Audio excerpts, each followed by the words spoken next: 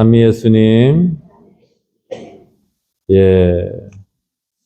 우리가 이 부활신앙이 중요하다, 이렇게 말씀도 하고, 우리의 신앙은 부활신앙이다, 이렇게도 다들 말씀하시죠. 하지만 또 실제로 우리가 이 부활신앙 그러면, 부활자만 들어가면은 이해하기 어렵고, 무슨 얘기인지 잘 모르고 하는 것도 사실인 것 같습니다.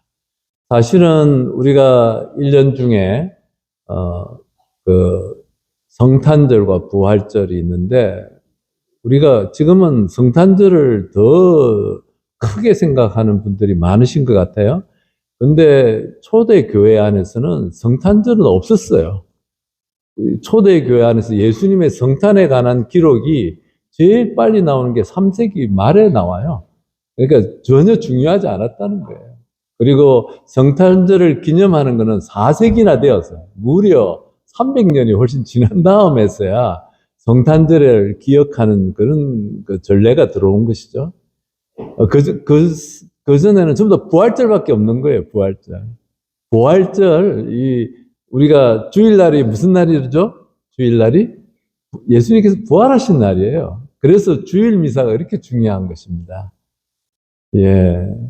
그래서 맨 처음에 예수님을 믿던 이 제자들, 따르던 제자들은 전부 다 유대인이었습니다. 유대인들은 어느 날을 기억하는 사람들이에요? 안식일을 기억하는 사람들이었어요. 근데 이 안식일을 지금 우리로 치면 토요일이잖아요.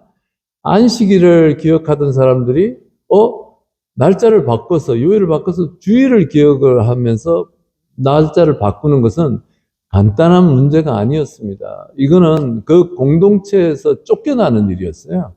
그런데도 이렇게 안식일을 기억하던 유대인들이 이 주일, 주님이 부활하신 주일을 기념하는 걸로 이렇게 바뀌는 것은 이들에게 그만큼 중요한 사건이었기 때문에, 주님의 부활 사건은 너무나 중요한 사건이었기 때문에, 그래서 이렇게 바뀐 것이죠. 그래서 안식일을 기억하던 유대인들 안에서도 그리스도인들이죠. 예수님 12제자, 예수님도 다 유대인이셨잖아요. 근데 이렇게 변화되면서 회당에서 쫓겨나고, 그리고 그들 자녀들은 학교에 가서 공부도 못하고 비즈니스도 서로 못할 만큼 박해를 받으면서까지 이렇게 주일로, 주님께서 부활하신 날, 즉 주일로, 주간 첫날에 이렇게 바뀌는 것은 그만큼 주님의 부활이 중요했다는 것을 우리에게 알려주고 있습니다. 그래서 우리 지난 부활 대축일 날 우리는 빈 무덤에 관한 이야기를 들었지 않습니까? 무덤이 비었으니까 주님께서 부활하셨다라는 것을 강조하는 것이 아니에요. 오히려 더 정확하게는, 더 복음서의 정신에 따르면은 마리아 막달레나가 가서 그 무덤을 막았던 돌이 치워진 것을 보고, 또 예수님께서 사랑하시던 제자는 가서 아마포가 이렇게 한쪽에 있는 것을 보고, 또 시몬 베드로는 아마포와 머리를 쌌던 세마포라고 하죠. 그것이 있는 것을, 개켜진 것을 보면서 아직은 모르지만 주님께서 부활하셨고, 부활하신 주님이 우리와 함께 계시다는 그 신앙 고백을 가기 위한 준비인 거죠.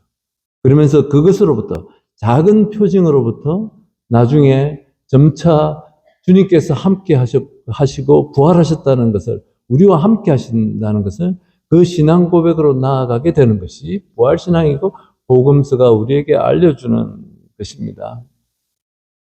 그래서 중요한 것은 부활을 우리는 신경에서 사흘 만에 죽은 이들 가운데서 부활하시고라고 이렇게 우리가 신앙 고백을 하지 않습니까? 확신이 없을지 모르지만 우리는 믿고 싶은 것이죠. 그래서 우리는 부활하신 것을 잘 이해는 안 되지만 믿어야 될 것 같아서 신앙 고백을 하시는 거 아닌가 싶기도 합니다. 그런데 초대교회는 온통 바로 이 부활과 관련된 바로 이 복음서의 증언들, 그리고 이 사도행전 전체가 제자들이 이제 우리가 일독서에서 읽었던 이 부활신앙을 체험한 것을 사는 모습을 보여주는 거예요. 그래서 부활은 내가 믿는다라고 고백하는 것 갖고는 안 되고 모자라요. 그러면 뭐가 더해져야 하냐면은 부활하신 주님을 만나야 되는 것이죠. 그것이 핵심입니다, 핵심. 부활하신 주님을 복음서에서 이렇게 만났다는 것을 우리한테 알려주고 우리도 만나도록 초대합니다. 일상 안에서 살아계신 이제는 옛날 모습이 아니고 2000년 전에 그 예수님의 실제 모습이 아니지만 영으로서 다른 사람의 모습으로서 나그네의 모습으로서 잘 모르는 분의 모습으로서 살아계시고 우리와 함께 하시는 그 부활하신 예수님을 만났다라는 그 기록이 부활에 관한 증언이죠. 2000년 전에 그분들만 만난 게 아니고 사도들과 함께 있었던 사람만 만난 것이 아니고 사도들과 함께 없었던 토마스도 만났다. 토마스는 그런 면에서 우리를 대표하는 사람들. 사도들과 함께 있지 않았지만 부활하신 예수님을 만난 사람을 대표하고 우리를 초대하는 거예요. 그렇습니다. 우리는 부활신앙이 이렇게 중요해요. 주일미사가 이렇게 중요하고 주일미사에 오지 않으면 죄를 짓는다라고 얘기하고 영성체도 못하게끔 교회가 가르치는 것은 바로 이 부활하신 주님을 만나도록 하기 위해서 그것이 그렇게 중요했고 그것이 초대교회 때부터 이어져 오는 그것이 우리 신앙의 기초이기 때문에 그런 것이죠. 그래서 그냥 잘 이해 안 되는 부활을 그냥 내가 믿는다라고 고백하는 데서 그치는 것이 아니고 바로 이 부활하신 주님을 만나고 그리고 그 내가 만난 체험한 살아계신 나와 함께 하시는 그 주님을 다른 사람들에게 가서 전하고 그것이 우리 부활신앙의 핵심을 이루는 것이죠. 이 부활신앙의 첫 증인으로서 마리아 막달레나가 등장을 합니다. 마리아 막달레나는 이 복음서에서 이 부활 증인으로 나오기 전에는 그 전에 딱 마리아 막달레나에 대해서 이렇게 언급하고 있는 것은 7마귀가 들렸던 여인으로 나오죠. 그리고 십자가 밑에 있었고, 그리고서는 부활의 증인으로 나오는 것입니다. 12사도 중에 한 명이 첫 증인이 아니고, 이렇게 마귀가 들렸던 사람, 그것도 7이나 엄청나게 엉망인 삶을 살았던 사람인 것 같아요. 그것이 무엇을 의미하는지 모르겠어요. 근데 다만 하나님과 동떨어진 삶을 살았던 이 여인이 부활의 첫 증인으로 복음서가 기록하고 있는 것은 우리 모두에게 중요한 메시지입니다. 사도들, 이 여인은 당시 2000년 전에 유다인들 사회 안에서는 정인으로서의 자격미다를 얘기하는 거예요. 그런데 이 자격이 안 되는 사람, 사도들이 아니라 정말 요새 우리가 얘기하는 평신도들일 수도 있고 보잘것없는 우리 각자 내가 생각하기에 나는 내가 신부님들이나 수녀님들이 이런 부활에 대한 얘기를 하고 전하고 하는 것이 내가 무슨 자격이 있어라고 생각하는 우리 모두를 마리아 막달레나는 대표하는 거예요.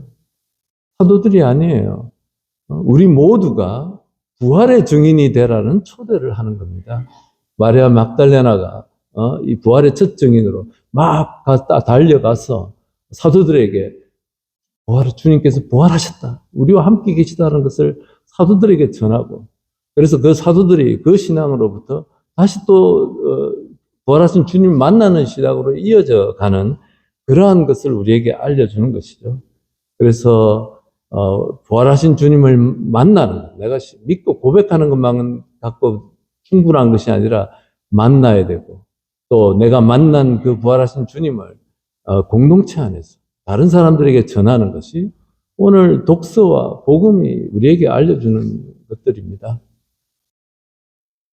네, 부활하신 주님을 만나고 또 그분의 말씀을 듣고 그분과 동행해서 살아가는 것. 이것이 2000년 전부터 그리스도교가 생기면서부터 핵심을 이루는 우리 신앙을 이루고 있는 것이죠.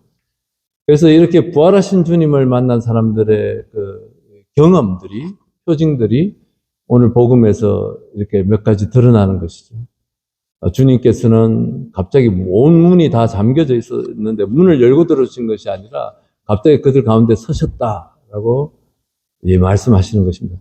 주님께서는 이 갇혀 있고 두려움 속에 갇혀 있는 제자들, 또 자기 안에 갇혀져서 살아가는 그 제자들을 가운데 함께 하시면서 평화를 빕니다라고, 너희에게 평화를 3번씩이나 부활하신 주님을 만나는 사람들의 특징은 두려움이 아니라 평화로 나아가는 것이고, 그리고 내 안에 갇혀 있는 것이 아니라 사명으로 나아가 가서 용서하는 권한을 주니까 가서 용서해 주어라, 사제들이 고백성사를 하라, 이 얘기가 아니죠. 우리 모두 다 가서 이제 부활을 신앙을 살아가는 그리스도인이라는 말은 다른 사람들과 화해하고 일치하고 우리가 함께하는 그 용서의 삶을 살고, 그것이 부활 신앙, 즉 그리스도와 함께하는 사람들의 표징을 드러내는 것이죠. 그래서 예전에는 이것을 갖다가 뭐 고백성사의 근거 자료로 이렇게 설명하신 분들도 있었는데, 그거는 복음을 너무나 좁게 얘기한 것이죠. 우리는 가서 사람들 사이에서 일치를 이루게끔 하고 서로 화해시키려고 노력해야 되고, 이간질시키는 게 아니라 화해시켜야 되죠. 그것이 그리스도인의 부활신앙을 사는 사람들의 표징이라는 것을 얘기하는 거예요. 용서해주고 빛을 가져다주고 생명의 주님을 만나게 하고, 이것이 바로 오늘 복음에서 얘기하는 것입니다.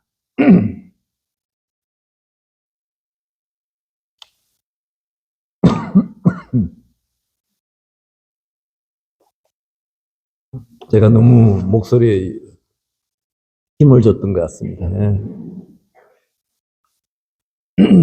그리고 오늘 토마스의 그분의 손자국에 있는 상처, 옆구리의 상처, 내 손가락, 내 손을, 이런 상처 얘기가 많이 나와요. 저는 이 이야기들, 그 전에 우리가 한번 돌아볼까요? 제자들 예수님의 십자가를 거절했었습니다. 그죠? 거절했잖아요. 예수님이 십자가 길을 간다니까 베드로부터 시작을 해서 절대 안 됩니다라고 막 말리고, 그래서 그 길을 가는 그 예수님이 너무 이해되지도 않고, 그래서 유다스는 팔아먹고 도망가고 다 그렇게 된 거잖아요. 예수님의 상처, 옆구리에 난 상처, 손자국에 있는 상처, 이 십자가의 상처들을 받아들일 수 없는 이 제자들이 토마스를 통해서 처음으로 그 상처 안에서 신앙 고백을 하는 거예요. 그것도 엄청난 복음서 전체에 걸쳐서 최고의 신앙 고백이에요. 저의 주님, 저의 하느님. 이런 고백은 딴 데서 없는 거예요. 근데 진정한 신앙 고백은 그분의 상처 안에서, 그 상처 안에 있는 자비와 사랑, 그것을 첫 고백을 하는 토마스입니다. 우리의 신앙도 주님 십자가를 바라다 보면서 우리가 경험하고 고백해야 되는 신앙은 바로 상처 안에서의 그분의 사랑과 자비에 대한 신앙 고백이어야 돼요. 그냥 다 해결사로서 전능하신 하느님이 나의 모든 문제, 어려움을 다 해결해주는 이 신앙 고백이 아니고, 상처 안에서 그분의 자비와 사랑에 대한 그 신앙 고백을 하고 있는 토마스입니다. 그래서 이렇게 부활하신 우리 예수님을 만난 사람들에 관한 이야기가 복음서에도 사도행전에도 또 이렇게 기록되어져 있고 우리를 초대하는 것입니다. 우리의 신앙은 부활신앙이고, 공동체도 이 부활한 정신으로 부활하신 주님과 함께 가는 공동체를 얘기하는 것입니다. 그것을 다른 사람들에게 전하는 것이고, 사명을 갖고 있고, 용서하고 일치하고 또 사랑과 자비를 나누고 하는 그것이 부활하신 주님을 체험한 사람들, 또 그 공동체의 체험이라는 것을 오늘 복음을 통해서 또 독서를 통해서 우리에게 알려줍니다. 그래서 부활 2주일에 우리 모두가 마음에 담아야 되는 것은 부활 신앙을 말로써 고백하는 것 갖고 충분하지 않다는 거예요. 부활하신 주님을 만나고 그 주님을 이웃에게 전하는, 또 공동체에서 그 부활하신 주님을 전하는, 증거하는 그 삶을 살도록 초대받고 있습니다.